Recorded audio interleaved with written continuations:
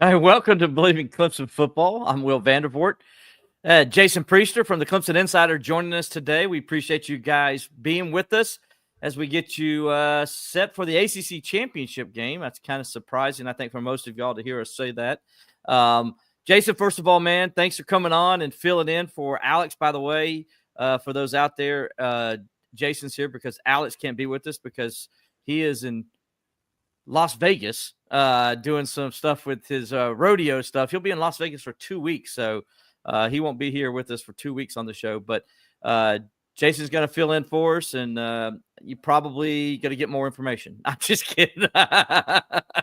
Jason, how you doing, buddy? Always a pleasure to fill in for my friend Alex.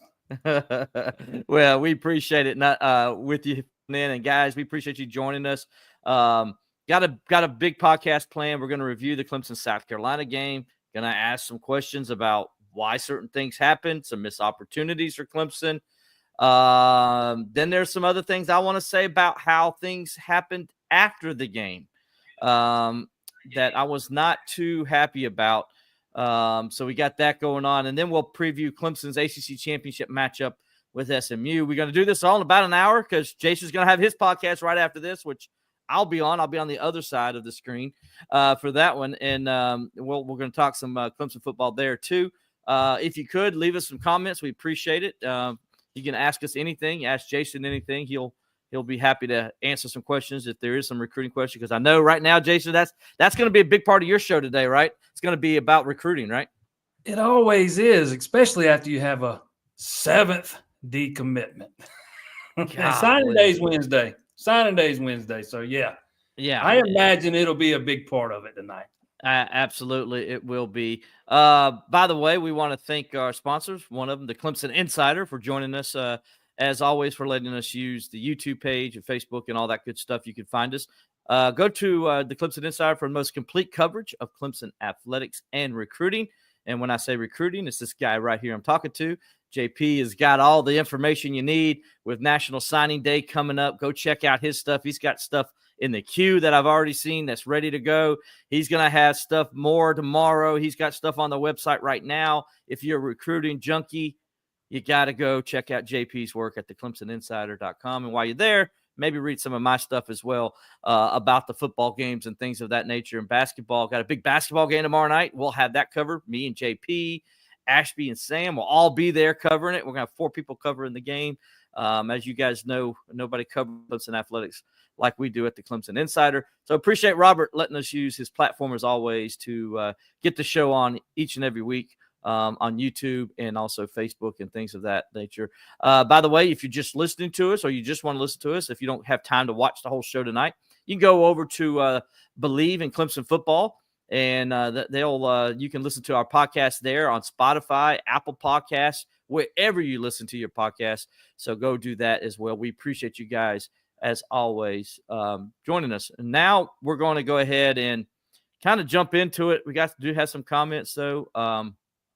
And some of it we'll talk about here in a second. We see Teddy knows best. So we appreciate you joining us, and we'll talk about some of the stuff you're talking about here.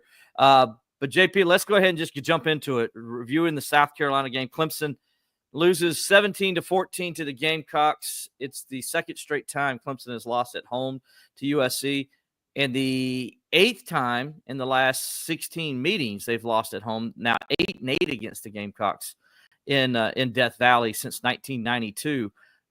Just your thoughts, JP, initially off the 17-14 loss. Gave it away. Just gave it away. Opportunity after opportunity this Clemson team had to put this thing away, and they just couldn't capitalize on it. And, I thought there were some, let's just say, questionable coaching decisions there in that 4th quarter on the defensive side of the ball to go along with those missed opportunities by the offense. And, if you let a good team, hang around long enough, they're bound to make you pay.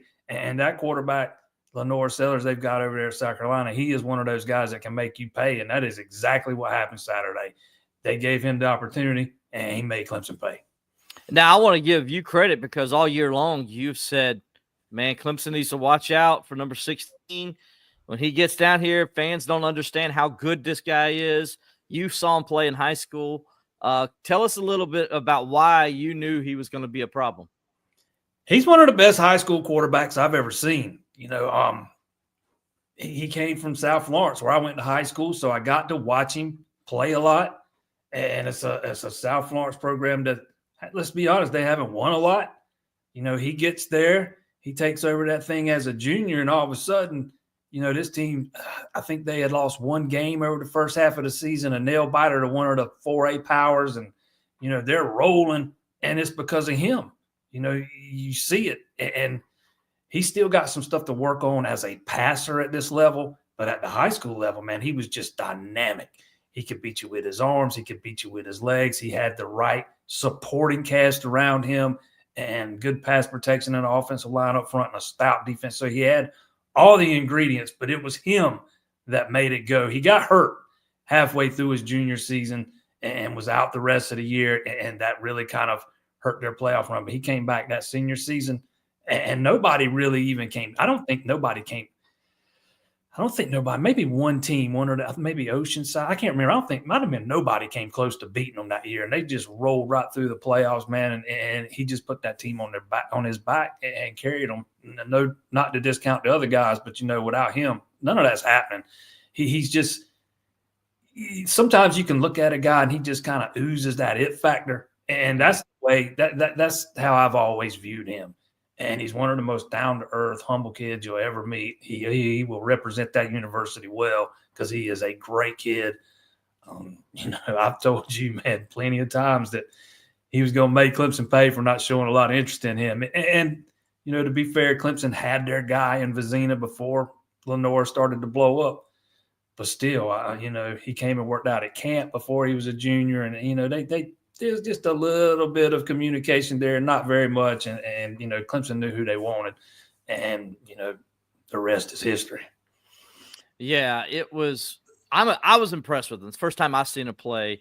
And I think I told you after the game, he reminded me completely of Cam Newton when I saw Cam Newton play in person against Auburn. Clemson in that game was 17-0, was dominating the game. And then Cam Newton just – put the Superman cape on, if you will, and just took over the game athletically and just physically. Clemson could not stop him no matter how hard Brent Venables was trying. And people forget about that as much as criticism Wes is getting. And we'll get to that in a minute. Trust me. But Brent Venables struggled, excuse me, it wasn't Brent Venables. I'm gonna get corrected on that. It was our boy. Help me out. Kevin Steele. It was Kevin Steele, defensive coordinator in that game. That's right. So, but anyway, Clemson could not stop them that day. They could not. And that's what Sellers reminded me of in that fourth quarter. He just put his Superman cape on, and he just put that team on his back, and he carried them to victory. That's my impression of that game. I thought Clemson was the better team, but South Carolina had the best player on the field. And I've seen that happen before. I've seen it with Charlie Ward. I mentioned that to you after the game as well. Charlie Ward was like that in Death Valley. That's the last time I've seen a visiting quarterback, in my opinion, was the best player on the field. And Clemson's played against some great quarterbacks, right? But that was the one that reminded me the most of Clemson coming into Death Valley was Charlie Ward, who just put his Superman cape on that night, and he willed Florida State to a win that year as well, back in '92. So, yeah, I mean, Lenore Sellers and the Gamecocks was part of it. I know we got a question here from Michael. Over the last few weeks, Clemson has done a poor job of playing complementary football, and like we just said, Sellers is the truth. JP, I don't disagree with that comment from Michael at all. What do you think? No, I think the Cam Newton comparison is a great one, especially if you look back at Cam when he was a little bit younger. Because I think Lenore's is just starting to scratch the surface. We all know better. We all know we saw what he can do as a runner. Mm-hmm. A guy that size, that elusive, that athletic, and he is just strong as an ox. People keep talking about the missed tackles. Well, his strength plays a part in that. He's just so hard to bring down. But yeah, and no, Clemson has not played complimentary football for the past few weeks. They didn't do it against Pitt. And they didn't do it Saturday. And as much as we want to talk about the defense, and what happened in the fourth quarter and stuff, that offense had ample opportunity to put that game away and just could not take advantage of it. They couldn't at all. And that kind of moves us to our next thing, which is what a lot of people are asking here on the comments. Where was Sammy Brown in the fourth quarter? Where was he, JP? Standing right behind Wes Goodwin with his helmet on. I know he was sitting there, Coach, can I come in now? Coach, can I come in now? Coach, can I come in now? And what was I doing? What was I doing up in the press box? How many times did I ask you this question? We kept looking at each other like, what is going on here? Something's not right. Because I think at first I assumed maybe he had gotten hurt. But it became evident that he wasn't, because he came back in for 1, 2, I don't know. Somebody told me 4 plays. I never went back and counted it. But, you saw him come back in, so he's not hurt. And then that makes it, you're sitting there scratching your head even harder, because it's just, it makes no sense.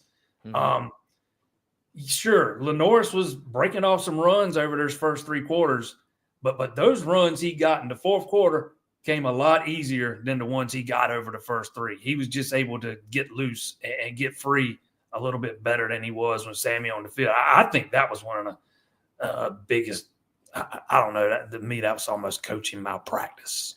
Yeah, when you look at the numbers, 127 yards rushing on 25 carries through the first 3 quarters for the Gamecocks. And then they had 17 carries for 140 yards in the fourth quarter. And Tim Beret confirmed that he was on the field for 4 plays. Sammy Brown was. One of those plays resulted in an interception. And I bet you the other plays, Carolina didn't have many yards. I bet if I have to go look and watch it. I haven't seen it all, but I bet you 10-1 they didn't get many yards on this. Maybe I'm wrong. I don't know. But I will tell you this. The first 3 quarters, Sammy Brown's on the field. He has 9 tackles. He has 1.5 sacks, and I think 2 tackles for loss or something of that nature.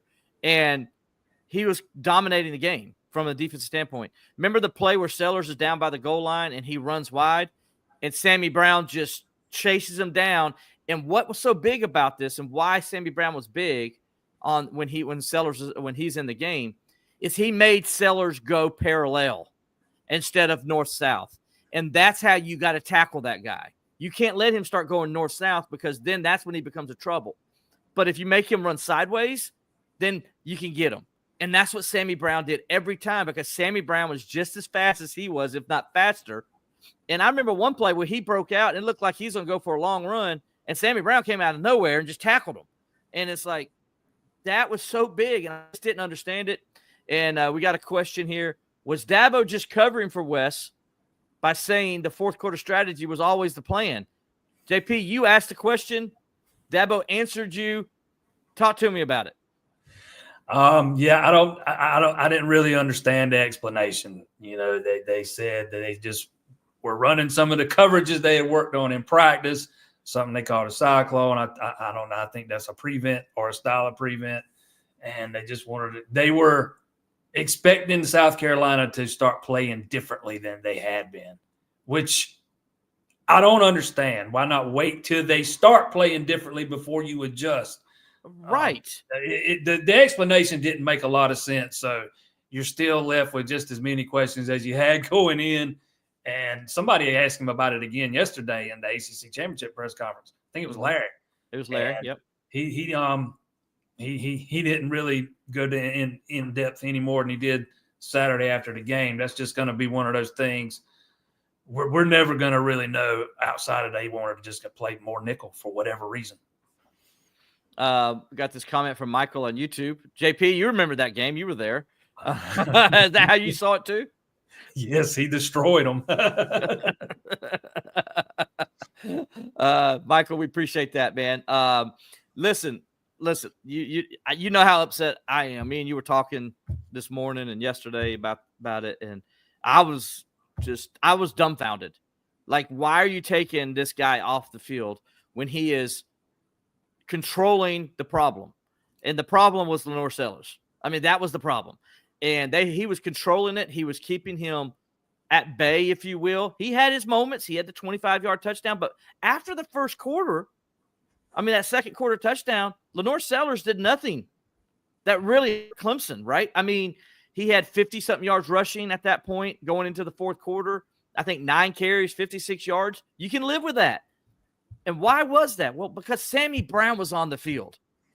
And to Carolina coaching staff's credit, when they saw 47 wasn't on the field, they said, run it.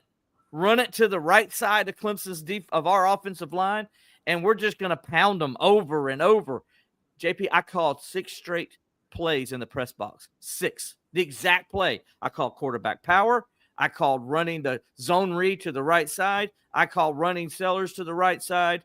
I called it 6 straight times because 47 wasn't in the game. And I knew what they were doing. You knew South Carolina was going to do it. I mean, what the hell was Wes Goodwin thinking? They you'll hear people say they got outcoached, but they got outcoached by themselves. Yes. You run that nickel out there, you're inviting them to run it. And fine, you want to run the nickel, fine. But you need to have somebody other than Wade Woodaz serving as the spy.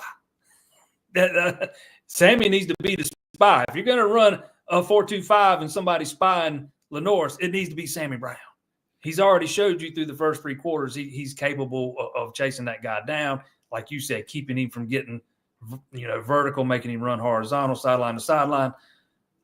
It is one of the most confounding things that I've seen since I've been covering this team, and I will never, ever understand the thinking behind it.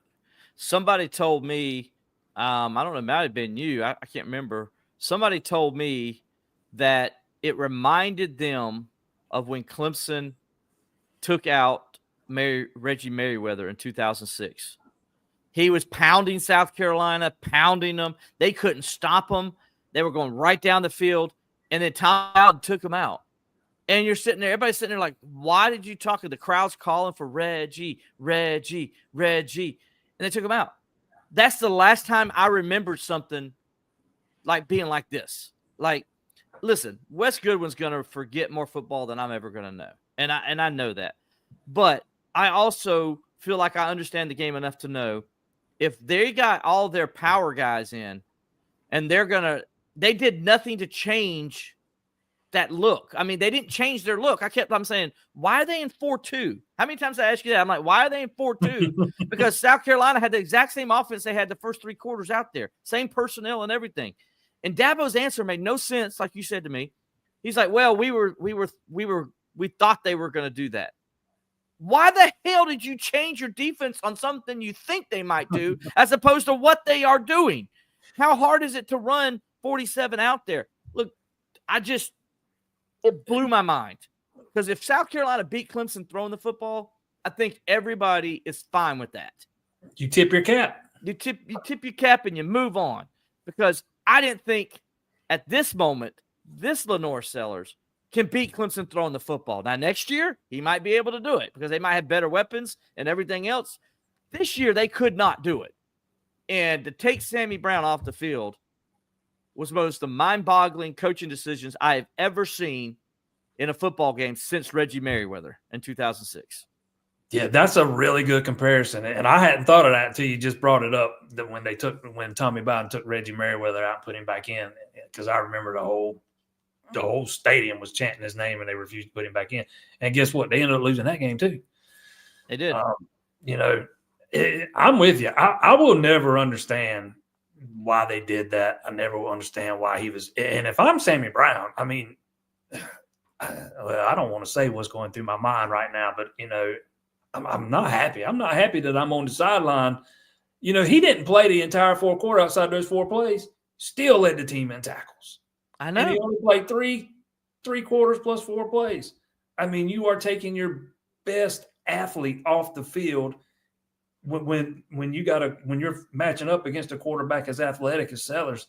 It's mind-boggling. It made no sense. And by the way, so people know why we said this, Sammy Brown is one of the fastest guys on the team. He's probably the fastest player on that defense. No linebacker can cover side to side like he can. And then also, he is the strongest player on the entire roster, and that has been proven because he won that award. That's the strongest player, and he's a true freshman, okay? Sammy Brown, as much as a freak as Lenoir Sellers is.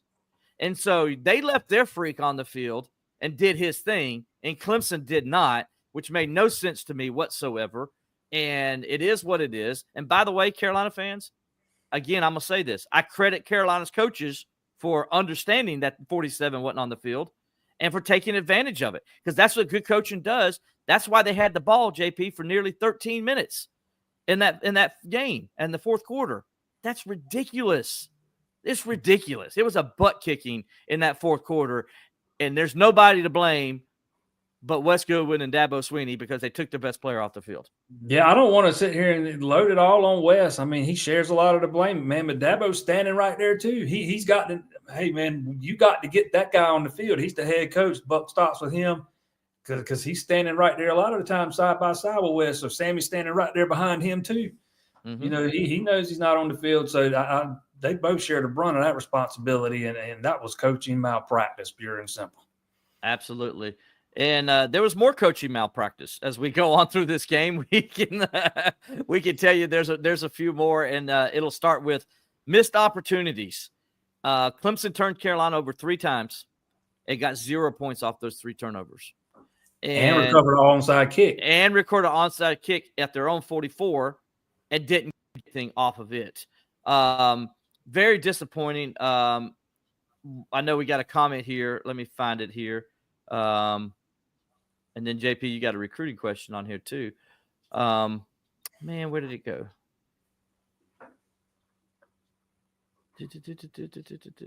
Appreciate you guys getting all your comments. We'll definitely try to get to all of them. Here goes the first one. Rob the Builder made it to this point. He says, the 4th and 1 stop, huge. The fumble on the reverse play was huge. Can't believe you throw the ball there at the end. Was looking for a QB running back draw. How were you gashing and had 1 timeout? Rob the Builder, I know you're a Gamecock fan, and I agree with everything you just said, buddy. I agree with everything you just said. The 4th and 1 was huge, and a couple things happened on that play. A, I think Phil Maffa ran to the wrong gap. I think he should have took the A gap, not the B gap. B, Peyton Page just totally whiffed on that. And C, Dabo Swinney should have just kicked the field goal. Because in the end, it came back to haunt them because South Carolina won, 17-14. Clemson is driving there to try to win the game. At that point, they're already in field goal range, and Cade's not throwing the ball there. Guess what he's doing? He's handing it off, and they're setting up the run for the winning field goal. That's how big that 4th and 1 play was. Nobody talks about it because it happened in the first quarter, but it might, JP, have been the play of the game. You got to wonder how much the 6 blocked field goals play into the thinking there. But, you go back and look at all those blocks. All of them were longer field goals. That was going to be more of a chip shot. Which they only had 1 extra point blocked when Hauser was kicking. They only had 1 extra point blocked this year. All 6 of Hoosiers' blocked field goals have come when Peter Woods was not playing and not in the protection on that left side. He was there Saturday, so – but still, maybe that factors in. And if Peyton Page picks up that block, they probably get it, and nobody's even discussed it. But, yeah, in hindsight, huge play.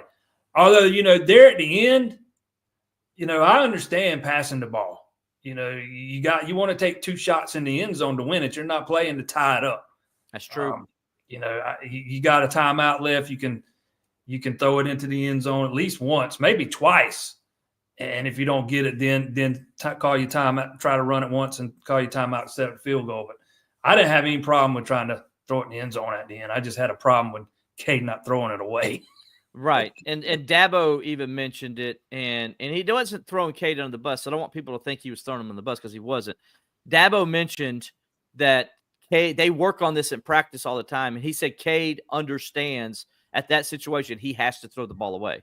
And he didn't. He threw it to a guy that even if he caught it, they get tackled inbounds. They have to burn their last time out, and they have to kick a field goal there anyway. So it takes away their opportunity to win the game because there's still been 12 seconds to go, which is 2 more plays technically to run. I think Clemson would have ran 1 more play and then kicked it if he throws that ball away there. And you don't ever know what happens. Maybe, JP, you get what happened, and maybe it would have been a TJ Moore touchdown to win the game because that's what JP said to me during the timeout. He's like, TJ Moore is going to win this game for Clemson.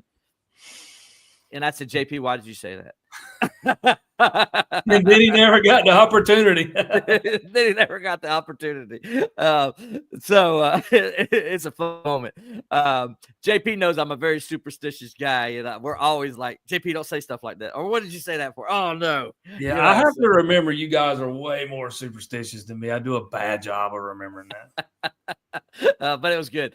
JP, obviously, you had nothing to do with it. What happened to do with what Clemson didn't win the game was probably this right here. Matthew Carter on YouTube says offensive play calling was for us to play to lose instead of playing to win. I do not disagree with that at all, Matthew. It seemed like Clemson JP got conservative after they got that 14-7 lead. They didn't seem like they were as aggressive as they were in that first half and that first drive in the third quarter. I thought they got particularly conservative the later we got into the game. The further you got into the second half and into the fourth quarter, I thought they got more and more conservative. But again, even as conservative as they were playing, they still had an opportunity to win it. I think it was it was 1-on-1 or those 2 3-and-outs there in the fourth quarter, where Wesco has the slant wide open. That was after the interception. There's nothing but green grass behind him. Nobody's catching him. Touchdown, ball game, and Cade overshoots it by 6 inches. Yeah. But, yeah, I do think they got a little bit conservative there in the second half and thought the defense was going to hold on. And, it's a one-score game, man. More coaching malpractice. Russell from X says throwing a downfield pass for 20 yards when it's 3rd and 2 also was stupid. Trying to be cute and run a reverse when you're moving up and down the field was also stupid. And the reverse came, and thanks, Russell. We appreciate the comment, buddy. The reverse came, JP, after the turnover. You got a strip fumble there. I think it was Jay Terrell that caused the fumble. A big chance to go up 21-7 because you just taken a 14-7 lead.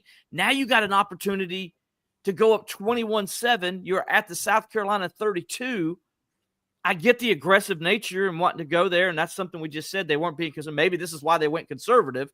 But at that point, you didn't need to be aggressive. I think Clemson was averaging at that time, they finished 4 yards a carry. At that time, they were averaging over 5 yards a carry on South Carolina, running the football.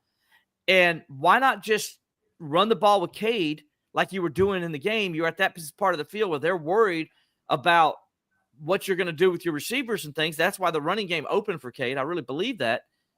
Why didn't Clemson try to just play its game and not – now, I'll say this. If the play works, it's a touchdown because South Carolina – nobody's calling it stupid. Nobody's calling it stupid. That's what I was fixing to say. If it works, there's green grass over there. And it is, and I totally get it. However, it didn't work. And it reminded me of 1997 Clemson-South Carolina game when South Carolina was up 14-7 just before halftime, and they tried to do the same thing. And they fumbled. Clemson recovered. Clemson went on down the field to score a touchdown, and then Clemson dominated the game from that point. The same thing happened. 2022.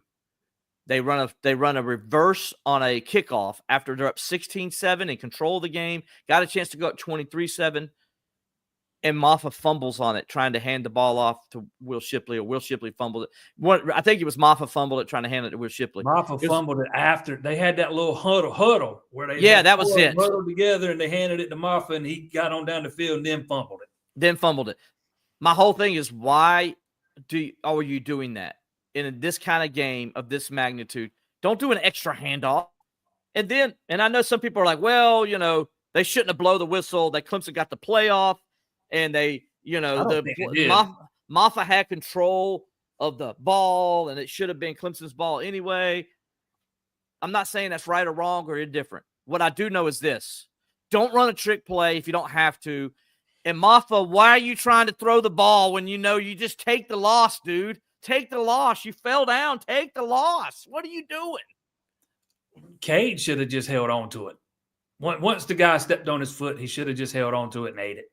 But he's trying to make something happen. And I didn't have it's easy to critique it in hindsight. I didn't have this big, huge problem with the play call. They weren't doing a whole lot of anything. I thought they were trying to make something happen. And again, I thought if it worked, it was going for big yards.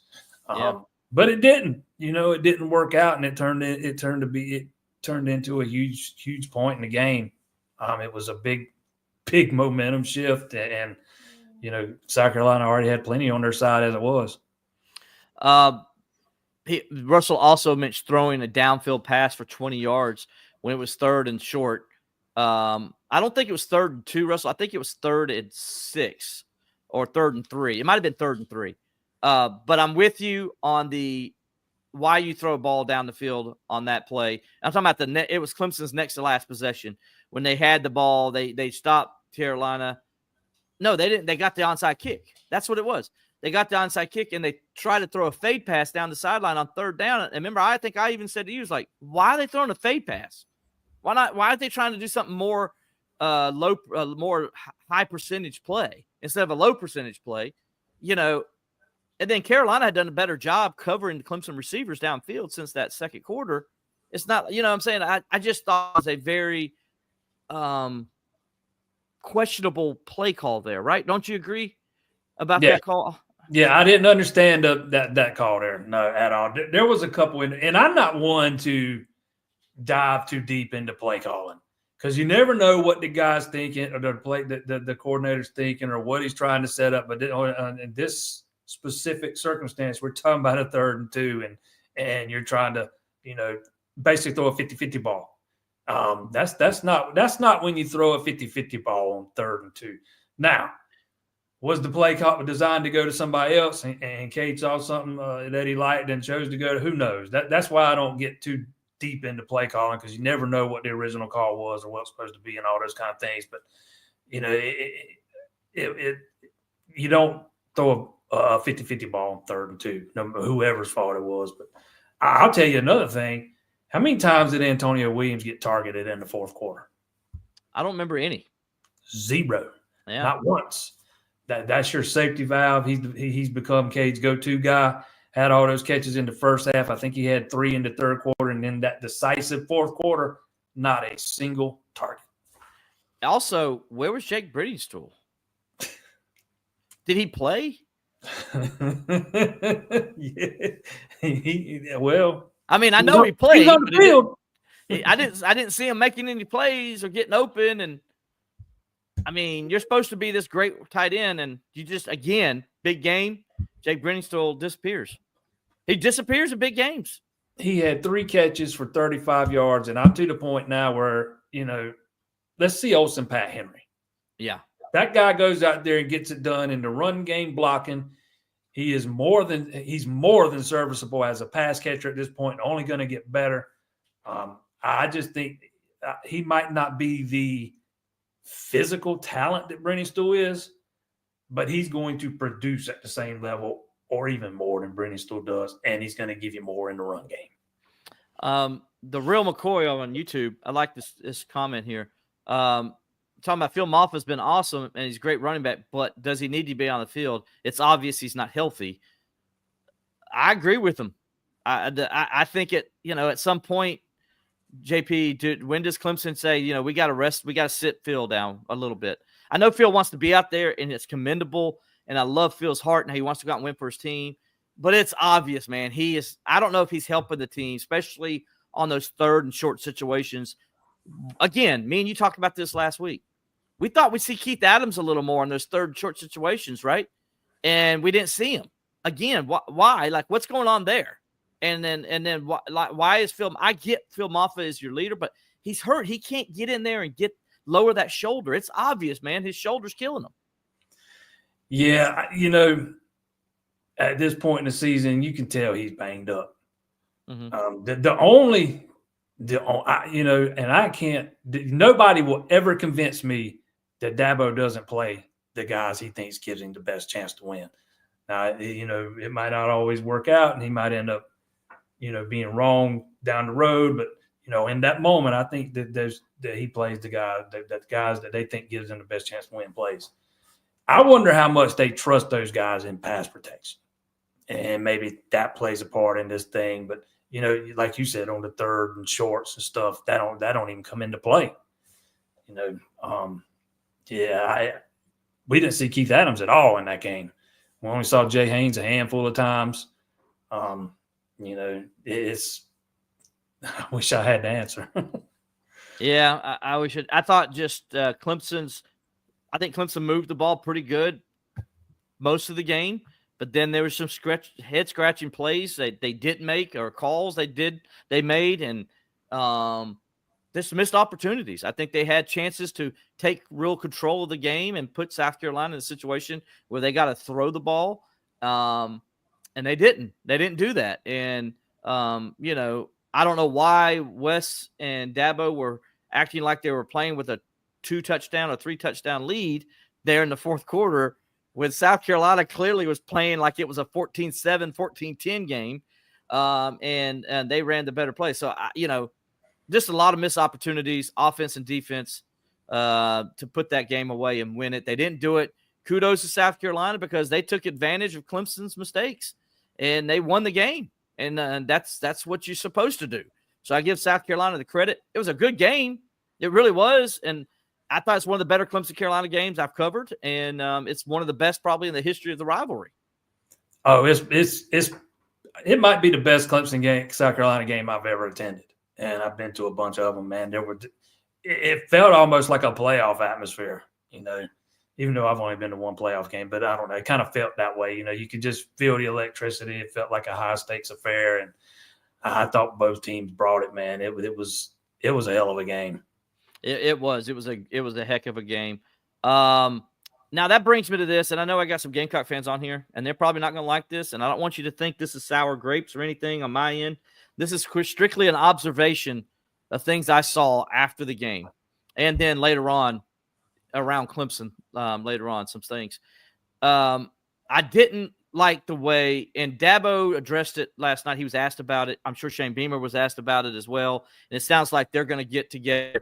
And this whole flag thing is going to stop.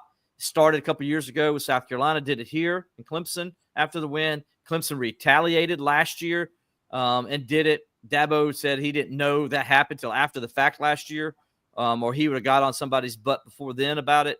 And then it happened again here this year. And this year it got to a point where it got nearly bad. And there were some things going on. And listen, guys, I don't know if you played sports or not, but I did. JP did. When you have worked your ass off all week to win a game, to try to go win a game, and you don't win it, especially against your rival, you're kind of mad. And so when a fan gets on the field who should just be celebrating with his team, instead he's being I can't even talk. He's being a butthead. Let's just say that. And he's going over there and antagonizing. That's the word I'm looking for. He's antagonizing Clemson players by saying, hey, don't worry, buddy. There's always next year. You deserve to get your head knocked off, okay? With a phone in his face. With a phone in his face. You deserve to get your head knocked off, buddy. I don't know if you play sports or not, but you don't do that to a guy who just competed his butt off and just put everything he had for a whole week into a game, and you're sticking your little phone in his face, and you're acting like he's not going to be mad at you for that? No. You can stick your phone in my face or JP's face and be what it is, right, and brag. But you don't need to act like that to the players that are down there. And that goes for Clemson fans doing it to Carolina fans too, if they do it. You don't do that, okay, to players, okay? You just don't do that to players, first of all. Second of all, celebrate with your team. Don't come in there and start just like, having your bird shit on Clemson. Sorry, I'm going to have to put this podcast on my thing later on. Don't have your bird pooping on the tiger paw. Okay. Yeah, that's been confirmed. That didn't happen. Okay. That didn't happen. Well, good then. I'm glad that didn't happen. I'll take that back. But don't be taking your belts off, fans, and throwing it on doing that. And then don't act the way you did in the stadium where Dabo said last night he was scared for his life because all you guys got down there in it, and South Carolina's trying to plant their flag. The Clemson players are trying to prevent that from happening. And Dabo is saying that it could have been bad for you fans that were there in there. It could have been bad for the Clemson fans that were down in there because those players are big guys and they have helmets and they have things. And if it got into a brawl like in 2004, guys, somebody could have got seriously hurt. Okay. And that's what we got to start thinking about. Okay. So stop this not acting like you've been there before. Okay. I'm just tired of it. I'm tired of seeing it on both sides. It needs to stop. And then South Carolina fans, go home after the game.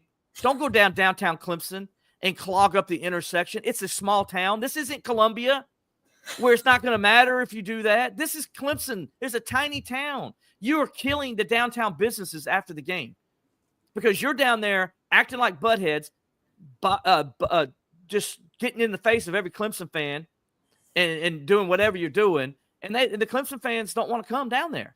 And so they don't go into downtown. And then you're not going in. It's not like you're going in and getting a beer or going in and getting dinner or anything like that. No, you're sitting up there at the top with thousands of people. And I saw it on my buddy's stuff, and other people sent it to me. I'm talking thousands of people, JP, right there where the main intersection is, where Tillman Hall is, and the main intersection downtown Clemson. At least 1,000 Gamecock fans sitting there, blocking the intersection in the road. Gamecock fans walking down the main road of Main Street down there at Clemson, of College Boulevard. Ridiculous, my friend. Ridiculous. That's why it took me 90 minutes to drive to the other side of Seneca after that game, huh? That's why it took you 90 minutes. There's no need for that. Okay? You don't need to do that. Go home. It's okay. Look, have bragging rights. I'm all about it. Get bragging rights. You won it. You earned it. Brag to your buddies. Brag to your friends at work. Give them a hard time. But don't be an asshole about it. Okay? You can have bragging rights and not be an asshole. I got friends of mine that are Gamecock fans, and they sent me text messages and stuff, and they were very, very sportsmanlike. They were like, hey, guys, we got you. And they got bragging rights, and they owned it, but they weren't buttheads to me. And I wasn't buttheads to them last year, and I've never been that way to anybody. JP, come on, man. That's horrible. I mean, this has got to stop between these fan bases. They got to stop it. Man, you touched on it a minute ago. Stay away from the players. The players are off limits. Don't get in their faces with your phones trying to create some reaction that you hope will go viral the next day. That's what a lot of this is about, let's be honest. Social media has created a monster in some people. Yep. And I think those grown men out there taking their belts off and whipping the ground was about the dumbest thing I have ever seen. I could halfway understand it if we're talking about 16, 17-year-old kids. These was grown-ass men, 50 years old. One of them looked to be 65. Now I'm all for you win, go celebrate with your fans. Clemson allows the fans to come on the field. It's a tradition going on since 1942. It happens after every game. So by all means, come down there, celebrate, but stay out of the players' faces, man. Stay out of the coaches' faces and stay off the hill. Stay off the hill. That should be off limits. That should never happen. You're talking about the players and coaches. Yeah, the players. I'm talking about the players. Yeah, that happened way after everybody left the stadium. It's shame on Shane Beamer because he was there and watched it happen. He was there and watched it. There's pictures that those two players that did it. He took pictures of them right at the bottom of that hill. Shame on Shane Beamer for allowing that to happen. I can guarantee you this because I know the man. I don't know Shane Beamer, but I know Dabo Swinney. Dabo Swinney would not do that. He would not allow his players to do that. And let's say this one more time for everybody in the comments that apparently can't hear. We are saying Clemson shouldn't be planting flags in Columbia either. Exactly. And Dabo Swinney said yesterday that he is going to make sure that never happens again. So nobody here is being hypocritical. We are saying it should not happen anywhere. Right. Clemson, he said Clemson, one of his players retaliated last year. He said he found out about it after the fact and he wasn't happy about it. And he says that shouldn't be happening on either side because remember in 2022, Carolina did it first. Then Clemson retaliated, which they shouldn't do. And then South Carolina retaliated this year. So listen, let's just stop that together. And then Shane Beamer, don't let your players go up to the top of the hill and make fun of Dabo Swinney. Dabo Swinney's doing that because he's thanking God and he's talking to his daddy when he points to the sky. Don't be doing that. After they've been asked by security to leave. Exactly. They were asked to leave, and they end up prancing down the field like making fun of Clemson running down the hill. That's Clemson's tradition. Clemson had ever gone to Columbia and made fun of whatever traditions they have over there? Never. It's like Clemson destroying your hedges. What would you feel like if Clemson destroyed your hedges? Now, I know your own fans did it and students did it this year, but how would you feel if Clemson did it? You wouldn't like it at all. So come on, let's be respectful of the traditions. And no, don't do that. Don't do that. Okay, don't do that. And that needs to stop. So we need to. That's all we're going to say about that. And I hope people out there are listening. And if you're offended by what I said, I don't care. If you're one of those people that did it, because you shouldn't act like that. And there's other stories that I won't say on here because I got to address it with Clemson first. And by the way, Clemson's not at fault. Clemson shouldn't have let some of that stuff happen. So I blame Clemson too for allowing it to happen. So I just want to get that out there too. So I'm not just putting this all on Carolina. But I do say shame on Shane Beamer for allowing his players to go up to the top of the hill and run down the hill and make fun of Clemson's tradition. That's unacceptable in my eyes. And Shane Beamer needs to send Dabo Swinney an apology. That's just my thought. And if he wants to put me on receipt next year, I don't care. He can put me on receipt. Yeah, he can put me on receipt all he wants. I don't care. Because that's just not, in my opinion. I'm a traditionalist, and I love this rivalry. I've written a book on that. Part of this rivalry is in my book about it, and I love this rivalry like nobody's business.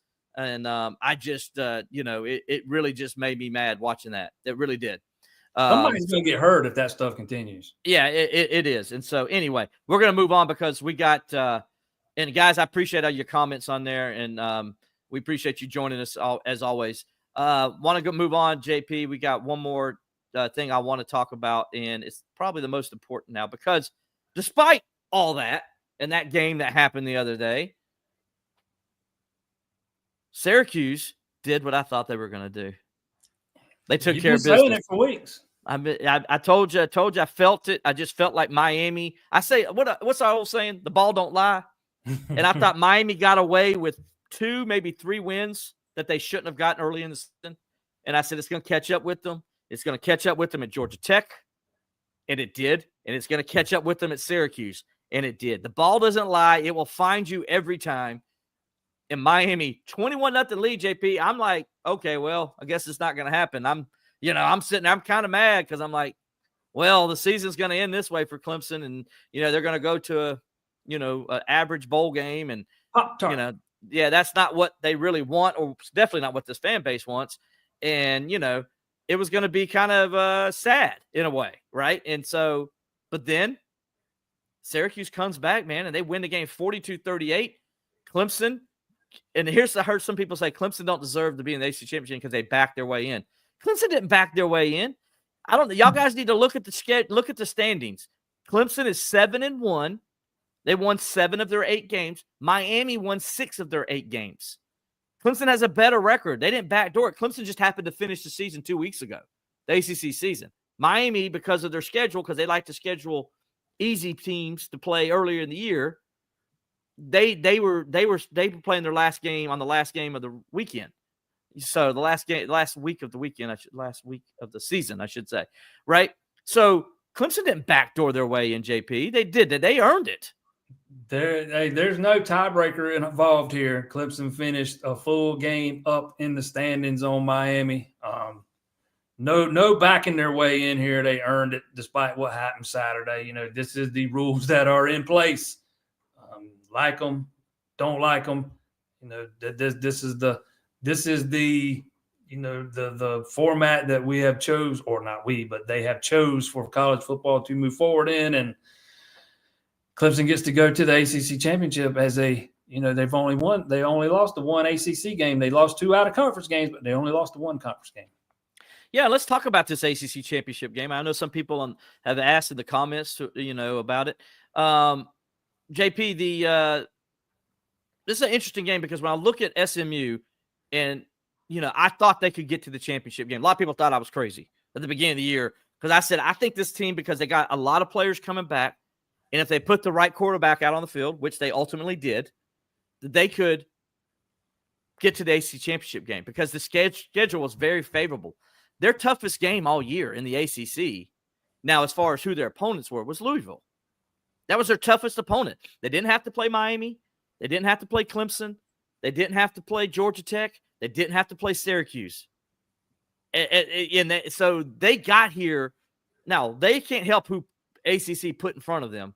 So you give them credit for winning. But you wonder, this is obviously Clemson's going to be the best team they've seen probably all year, because Brigham Young probably, even though Brigham Young beat them, I don't say Brigham Young is better than Clemson, right? I would, from a talent standpoint, right? And Kevin Jennings did not start that game as a quarterback. That's correct. Good point. That's kind of when their season started to turn. And I kind of agree, man. I think there's still a lot of unknowns about this team, just, based on who they played. And let's be frank, they have pretty much steamrolled everybody that's been in front of them. Steamrolled Pitt, steamrolled Louisville. Two teams Clemson couldn't steamroll. Oh, I'm going to say they steamrolled Louisville. They had that last-minute drive to win the game. I thought they beat them. Maybe I remember. I thought they beat them by a couple. Remember, we were in Tallahassee watching that game, remember? I'll try to tell you I can't remember that far back. Anyway, you got me remember in 1984, and you're like, I can't remember to the FSU game. Come on. That offense of theirs gets a lot of the attention. It's very prolific, 37 points per game, rushing for 177 yards per game. But when you look at just looking at the stats, and I admit I haven't watched a ton of them. I watched a good bit of that Pitt game, but that's about it. Their defense is strong, man. Maybe that's got to do with who they played, but they give up less than 100 yards rushing per game. I think they give up, I forgot what it was now, 300-something yards of offense per game and less than 100 rushing yards. The numbers are pretty impressive.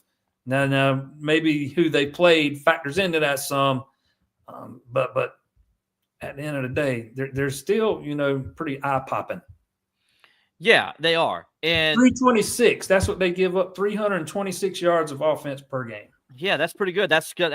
That's like what, number 2, number 3 in the ACC. I think it's top 15 in the country. Yeah, they're a good. They were good last year. They were a top 10 defense nationally last year. So I'm not surprised by those numbers. And I think some of it is who they played. I agree 100%. I think, they're a good football team. Kevin Jennings is as good as anybody you're going to see. Now, he's not Lenore Sellers. He's not even close because he's not 6'3", 250 pounds, but he's elusive. He's a very elusive quarterback. He gets out in the open, he's gone. They got a running back who can fly like the wind, and we know that's struggled. Clemson has struggled against those kind of running backs this year. So Clemson's defense is going to have its hands full. They got some playmakers. Their wide receiver out there and their tight end are as good as any two guys you're going to see. They're offensively, they're legit. Defensively, they got some great players at linebacker. They got a couple of defensive ends that are really good. But here's the thing that stands out to me. They should have lost that game at Duke. And there's another game, too, that they didn't play really well in. But remember the Duke game? They threw over 6 times. I watched that one, too. That is right. Yeah. I did watch that one. Yeah.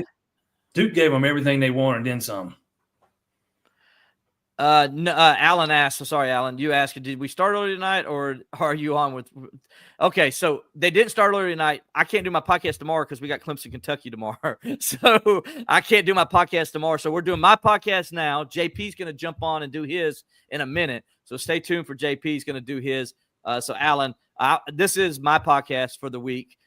So because of Kentucky Clemson basketball, obviously I got to be there to cover that game. Anyway, but JP's going to get on here in just a couple minutes.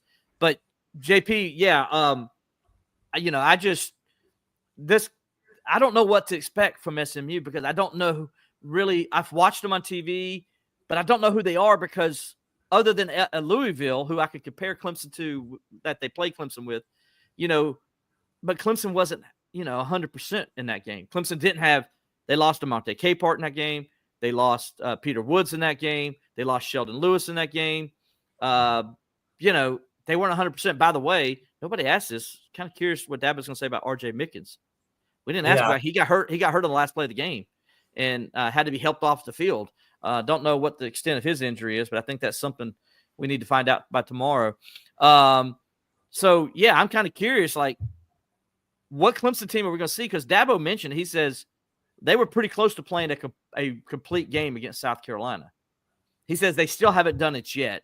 They haven't. He's like, and they haven't. Is this the day they play it? Because SMU, if Clemson's defense comes to play the way it did against South Carolina, because Clemson had South Carolina bottled up for three quarters. If they come to play like that, I think Clemson wins this game. What do you think? Yeah, if they come and play like they did Saturday or they did against Virginia Tech or they did in the first half against Pitt, yeah, I think Clemson's got a very good chance of winning this game, but they're going to have to score more points. You're not going to hold SMU down all day long. That's the one thing I feel confident about. You're not going to hold them to 10, 14, 17 points. It feels like you're going to have to – Offense is going to have to score. The offense is going to have to put some points on the board in this game and get up over that 20-point mark, 24-point mark probably, if they want to win this thing. And they got to be a lot more consistent than what they were on Saturday, what they were at times against Pitt, at times against Virginia Tech, a lot of the game against Louisville. They just got to be better. And I thought we saw some good things in that first half, particularly from those freshman wide receivers. I thought they were much better against those physical South Carolina DBs than they were when Louisville got up in their face and played them physically. So it looks like they've gotten a lot better since then. So, I mean, there's reason for optimism. Absolutely. All right. Well, I'm going to let that be the last word of this podcast because you got to jump on in 4 minutes and do yours. JP, appreciate you joining me tonight. Guys, I appreciate you joining us as well tonight, having to come on a day earlier than I normally do because of the Kentucky game. So we appreciate all the comments and all. Stay with us. We're going to get off, but JP's going to jump right back on here in a few minutes. I may hang on with him for just a little bit because I know you guys got a ton of recruiting questions to ask him. I'm going to let y'all get to that. So for Jason Priester, I'm Will Vandervoort. We'll talk to you next time on Believing Clemson Football.